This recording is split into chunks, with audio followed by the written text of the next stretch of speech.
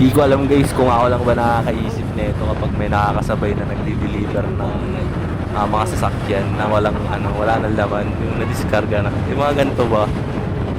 Kung gusto mong mag-stunt sa paakyat dyan. Ewan ko pero alam ko hindi lang ako nakakaisip dyan eh. No? Parang gustong mag-stunt dyan sa taas dyan. Comment nga kayo guys kung gano'n din naiisip nyo minsan pag may nakakasabay kayong ganyan. Wala lang, parang kasi, di ba? Ang saya-saya lang. Parang gusto mo i-drive, di ba? Pero alam ko hindi lang ako nakakaisip ng gawin ganyan, no? Wala lang, nakakatawa lang. Share ko lang, guys.